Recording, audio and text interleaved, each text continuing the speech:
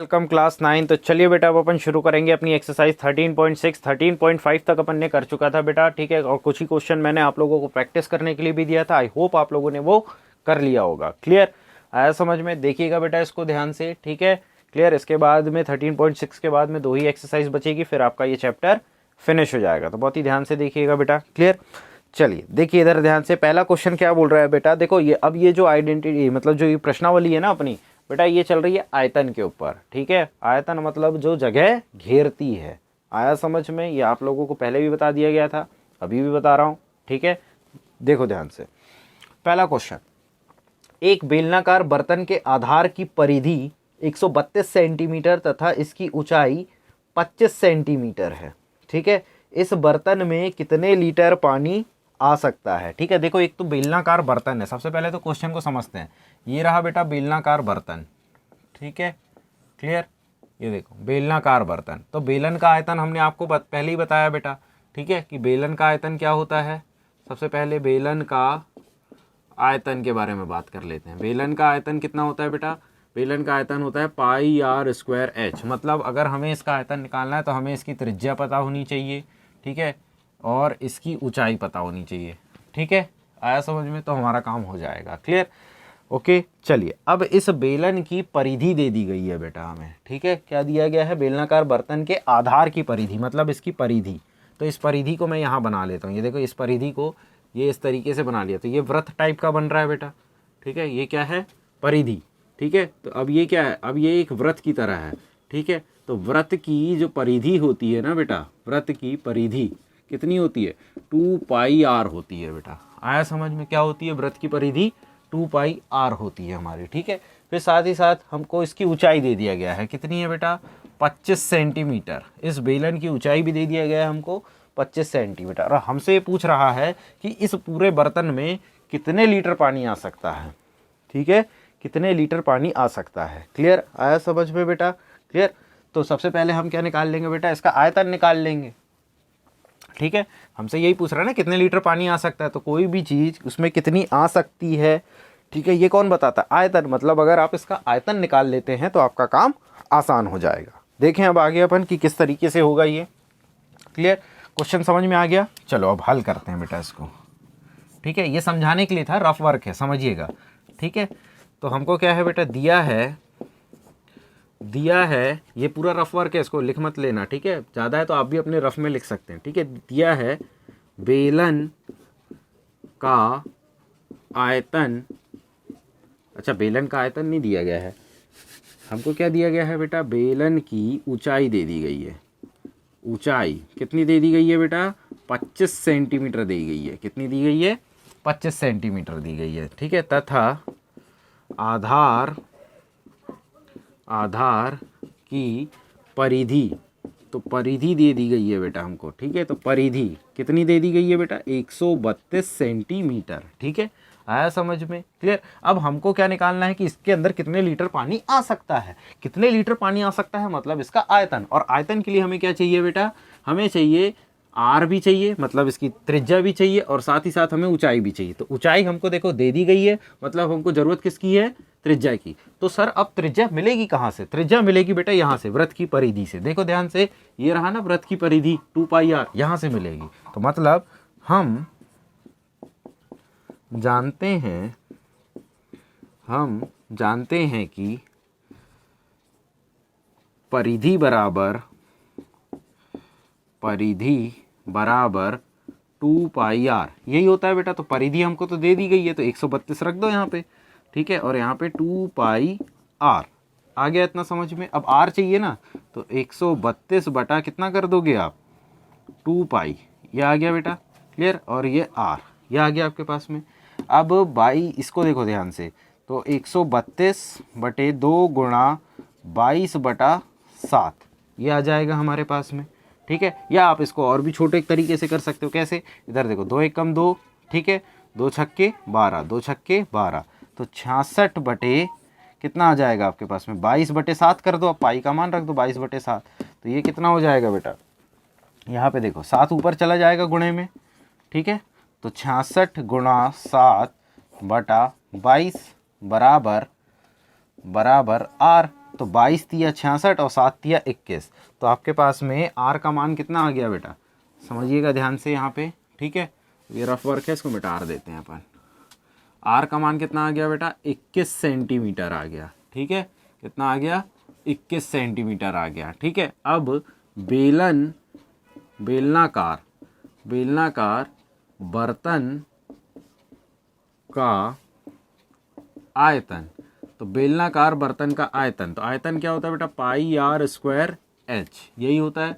चलो, तो पाई का मान 22/7, आर का मान अभी तुमने निकाला 21। अब देखो पावर लगी हुई है ना, तो 21 का 2 बार गुणा कर दो बेटा, और 25 सेंटीमीटर तुम्हारी ऊंचाई दे दी गई है, ठीक है। 7 एकम 7, 7 तिया 21, ठीक है। तो 22 गुणा 3 गुणा 21, ठीक है, गुणा 25, ये आ गया तुम्हारे पास में। चलो अब इसका फटाक से बेटा गुणा कर लो कि कितना आ जाएगा करके, ठीक है। आया समझ में? चलिए, तो इसका आ जाएगा बेटा 34,650 सेंटीमीटर क्यूब में आ जाएगा बेटा। आया समझ में? करके देख लो, यही आ जाएगा, ठीक है। 34,650 आ जाएगा बेटा। क्लियर?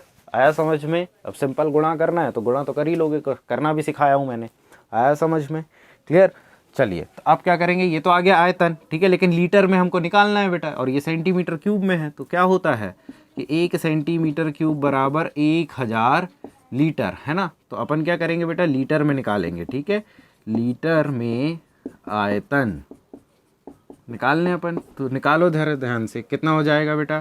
तो आयतन आ जाएगा आपका 34,65 मतलब 34,650 बटे 1000। तो 0 से 0 कट गया बेटा। अब इसका भाग दोगे तो कितना आ जाएगा, 34.65, यही आ जाएगा आपके पास में। क्लियर? और ये क्या आ जाएगा, लीटर, ठीक है। आया समझ में? कितना आ जाएगा, लीटर। क्लियर बेटा? यहाँ तक कोई समस्या बोलो, ठीक है। यही आपका आंसर हो जाएगा। तो इतना पानी आ सकता है इस बेलनाकार टंकी में, जो तुमने ये बेलनाकार टंकी लिए थे ना, इसमें इतना पानी आ सकता है बेटा। नोट कर लो इसको फटाक से, फिर अपन देखते हैं नेक्स्ट क्वेश्चन। चलिए बेटा, देखिए अब ध्यान से यहाँ पे कि क्या सिस्टम है यहाँ पे सेकंड क्वेश्चन का। तो सेकंड क्वेश्चन बोल रहा है बेटा कि लकड़ी के एक बेलनाकार पाइप का आंतरिक व्यास 24 सेंटीमीटर है और बाहरी व्यास 28 सेंटीमीटर है। इस पाइप की लंबाई 35 सेंटीमीटर है बेटा, ठीक है। क्लियर? सॉरी, 35 सेंटीमीटर है बेटा। तो इस पाइप का द्रव्यमान ज्ञात कीजिए, ठीक है। यदि 1 सेंटीमीटर क्यूब लकड़ी का द्रव्यमान कितना दिया गया बेटा, 0.6 ग्राम दिया गया, मतलब 1 ग्राम 1 सेंटीमीटर बराबर 1 सेंटीमीटर बराबर 0.6 ग्राम दे दिया गया है, ठीक है। क्लियर? और लकड़ी का द्रव्यमान भी हमें निकालना है। देखो क्वेश्चन क्या है बेटा कि ये आपके पास में बेलनाकार है लकड़ी का पाइप, ये देखो, ये रहा लकड़ी का पाइप बेटा, ठीक है। अब इसके अंदर तुम्हें लकड़ी रखना है, ये रखी लकड़ी, तो लकड़ी भी कैसी जाएगी, बेलना का ही आकार की जाएगी, ये रहा, ठीक है। अब इसका जो आंतरिक व्यास है, ठीक है, आंतरिक व्यास है बेटा, समझिएगा ये, और फिर उसके बाद में बेटा ये, ठीक है, 2 व्यास है आपको, ठीक है। आया समझ में? तो जो लकड़ी का क्षेत्रफल क्या निकलेगा, जब आप क्या करोगे बेटा, बाहरी व्यास में से आंतरिक व्यास को माइनस कर दोगे तो इस लकड़ी का क्या मिल जाएगा तुम्हें, बोलो, या फिर आंतरिक क्षेत्रफल आंतरिक आयतन जो है, और बाहरी आयतन, तो बाहरी आयतन में से जब तुम आंतरिक आयतन को माइनस कर दोगे तो लकड़ी का आयतन तुमको निकल जाएगा बेटा यहाँ पे। क्लियर? चलो, क्या क्या दिया है हमको, बेलनाकार लकड़ी का पाइप का व्यास, ठीक है, बाहरी वाले का है ना, आंतरिक व्यास का, ठीक है। तो हमारे पास में क्या क्या दिया है बेटा, दिया है आंतरिक व्यास,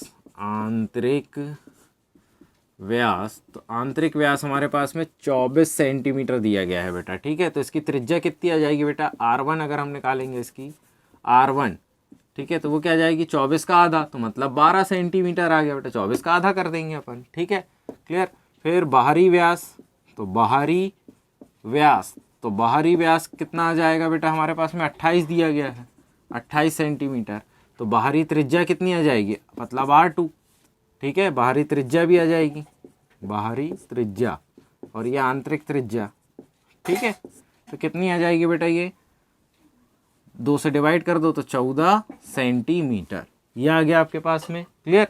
अब हम क्या निकाल लेंगे बेटा, समझिएगा, पाइप की ऊंचाई दे दी गई है, पाइप की ऊंचाई, तो पाइप, अच्छा ये भी तो दिया गया है ना पाइप की ऊंचाई, तो इसको भी लिख लो पाइप की ऊंचाई। तो पाइप की ऊंचाई कितनी दी गई है बेटा? 35 सेंटीमीटर, ठीक है, 35 सेंटीमीटर ये आपके पास में दे दी गई है बेटा, ठीक है। अब मैंने आपको बताया कि लकड़ी का आयतन आपको निकालना है, तो लकड़ी का आयतन, तो मैंने क्या बोला बेटा कि बाहरी में से आंतरिक को, ठीक है, क्या कर दो, माइनस कर दो। तो देखो ध्यान से, तो बाहरी वाले का क्या आ जाएगा आयतन, पाई आर, ठीक है, क्लियर, पाई आर 2 का स्क्वायर और h माइनस पाई R1 का स्क्वायर इंटू एच, ये आ गया बेटा, ठीक है। लकड़ी का आयतन निकालना है तो क्लियर। ये देखो, ये बाहरी जो पाइप का जो बाहरी हिस्सा है बेटा उसका आयतन है, और ये आंतरिक का है, तो बाहरी में से आंतरिक को माइनस कर दो, ठीक है, ये आ जाएगा पास में। तो पाई और h तो कॉमन है, तो इसको निकाल लो, तो R2 का स्क्वायर माइनस R1 का स्क्वायर, ये आ जाएगा, ठीक है। तो पाई का मान 22/7 गुणा h आपके पास में 35 दिया गया है बेटा। R2 आपके पास में कितना है, देखो ध्यान से, ये रहा R2, तो 14 का स्क्वायर माइनस कितना हो जाएगा बेटा, समझिएगा ध्यान से, R1, तो R1 कितना है हमारे पास में, 12 का स्क्वायर, ठीक है, ये आ गया। चलो 7 पन्ना 35, तो 22 पंजे होता है बेटा 110, ठीक है, 22 पंजे 110। 14 का स्क्वायर होता है बेटा 196, 12 का स्क्वायर होता है बेटा 144। आया समझ में? अब इसका जो भी आंसर आएगा उसको आप क्या करेंगे, इससे माइनस करेंगे। आया समझ में? क्लियर होता है, ठीक है। तो कितना आ जाएगा बेटा, ये आपके पास में आ जाएगा 57, मतलब 5720 सेंटीमीटर क्यूब, ये आ गया बेटा आपके पास में, ठीक है। और हमको क्या दिया है, दिया है, ठीक है, इसको जोड़ के रखिएगा बेटा, ठीक है, क्लियर। मल्टीप्लिकेशन करोगे इतना ही आ जाएगा आपके पास में, ठीक है। 1 सेंटीमीटर क्यूब बराबर हमको कितना दिया गया है बेटा, 1 सेंटीमीटर क्यूब बराबर 0.6 ग्राम, ठीक है। तो अब आपको होमवर्क में ये बताना है बेटा कि अगर आप इसका गुणा करोगे 5720, ठीक है, इसका गुणा अगर करोगे किससे, 0.6 से, तो कितना आंसर आएगा ये आपको बताना है। कर लोगे पक्का? तो ये आपका होमवर्क रहेगा, ठीक है, नोट कर लीजिए बेटा इसको।